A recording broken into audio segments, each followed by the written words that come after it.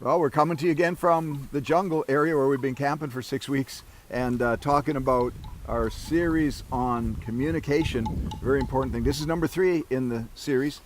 I wanted to start with a little story. This is a true story. Happened in 1978 in the town where I grew up in Cranbrook, BC. There was a young guy who was just a bit younger than I in high school. Terry White was his name. And he was on an airplane coming home to Cranbrook from Calgary. I think it was Calgary or someplace else in BC. And when the plane came into Cranbrook, it was a very heavy snowstorm. And you might have remembered this story where there was a snowplow on the runway. So what happened is the pilots, because it was so stormy, instead of landing at their normal ETA, their proper time, they shortcutted 10 minutes by not going around the beacon, the homing beacon for the landing. And they came straight into the airport. The guy in the snowplow, they always allow 5 minutes before every flight lands, but he was still on the runway. So the plane landed, and then suddenly saw the snowplow in front of them. So what happened is the pilot had his reverse thrusters on full, and then decided he needed to take off. So he punched it full bore to take off, and he did take off. He cleared the snowplow. But what happened is one of the reverse thrusters got stuck on. So you've got 2 engines, one on each wing, one going full bore ahead, one going full bore backwards. And the plane just started, it was crazy, right?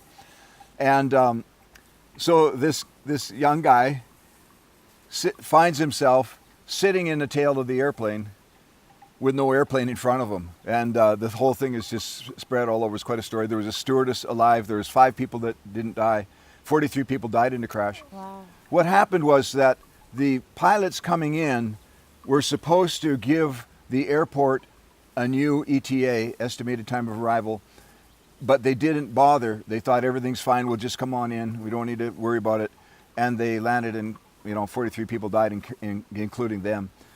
The federal air whatever it is authority actually made a new ruling out of that air crash that your ETA always has to be reconfirmed at the last little whatever it is, I'm not sure, to save that thing from happening again. It was a terrible crash, and of course a lot of people that we knew died in that crash.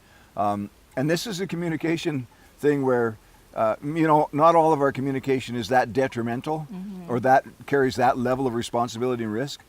But yeah, when you think about it, Becky, we got communication misses in our ministry, and I suppose in every ministry, every company, that actually costs us a ton of money. Oh, God. Yeah.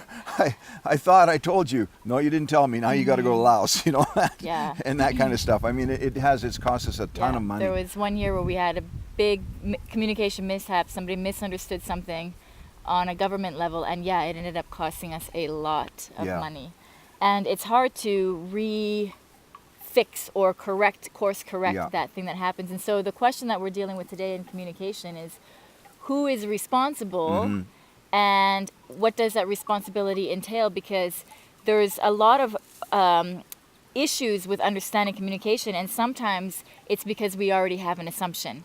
I think I already know what you're going to tell me, or I think I already get where we're going, or we're not really listening. Or the other problem is sometimes we're feeling so insecure that we're waiting for the rebuttal, we're waiting for the reply. So it's again another problem where you're not actually hearing properly, but it's not because of whatever, your laziness, you're just insecure.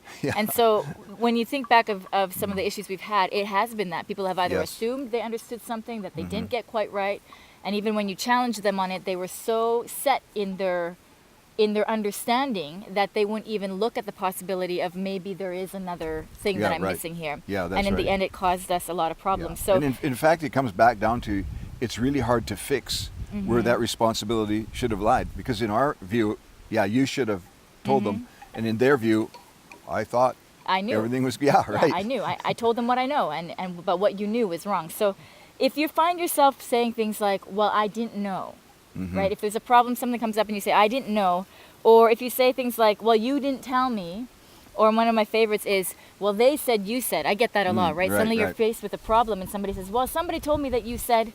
Well, did I tell you directly? Because if I didn't, then that's just hearsay, right? So when we're having those issues, The problem is we're not sure where the lines of responsibility are. And the truth of the matter is I'm 100% responsible to figure out what it is that I need to know, and I'm 100% responsible to communicate what other people need to know as well. Yep. It's kind of like the student, right? When you're the student, it's 100% your responsibility to learn, whether your teacher is great or not. It's still your responsibility to learn. But when you're the teacher, it's your responsibility to make sure that the student gets the content, That's right. whether your Yeah. students are great or not, you know?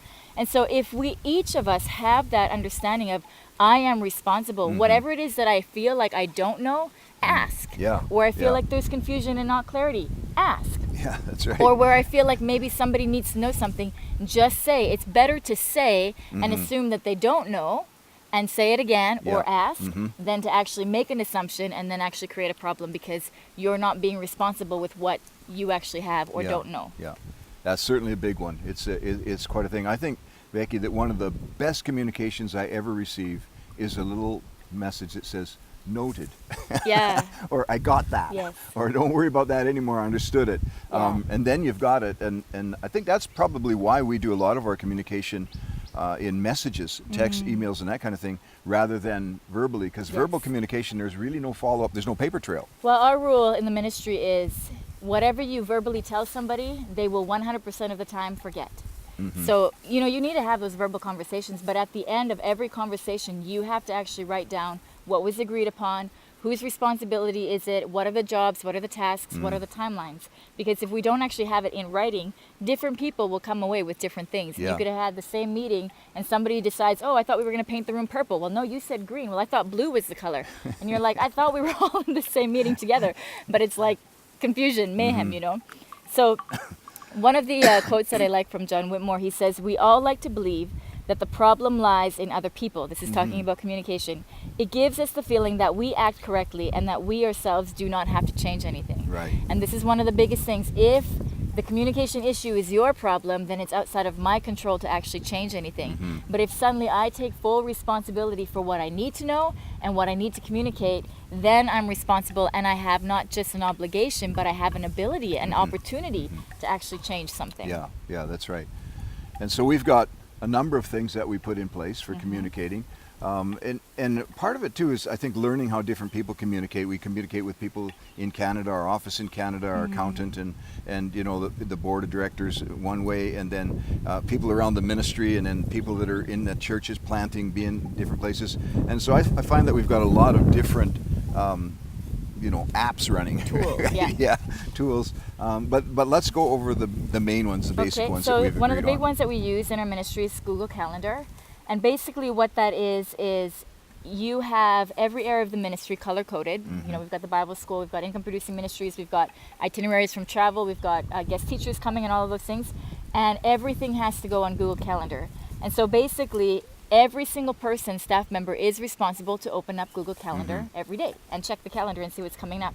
And it's also my responsibility to add to it. So if I'm flying Yes. somewhere, I need to add to it. If I know about a program that's coming up, like Kids Day is coming up here, it's my responsibility to add to it. And the big thing that we have with that is conflicts, where somebody will come along and say, well, I wanted to do a conference on that day. And the rule is the first guy on the calendar gets the date. That's right. That's as simple as that. The guy who uses the calendar gets the date. That's Yeah. it. The other thing that we use for communicating as a group, as a team, is Slack.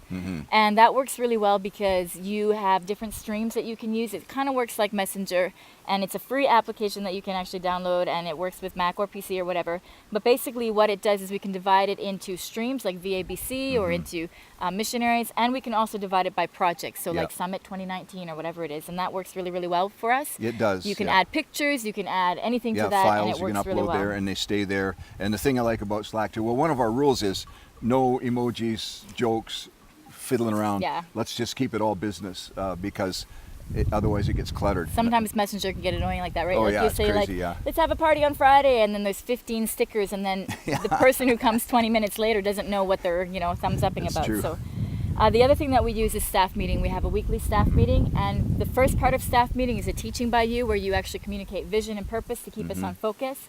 And then the rest of the staff meeting is where we go through things that we need to know. We always do a training in there. Yeah. And then other than that, we go through things that we need to know as a ministry team. So in that staff meeting, the whole staff meeting, we're not dealing with, who's going to pay for the water or who's going to, Yeah. we're dealing with things that deal with the whole team. Mm-hmm. And then other than that, every department is also responsible to have their own staff meeting. That's right. And the only rule about that is you have to like it.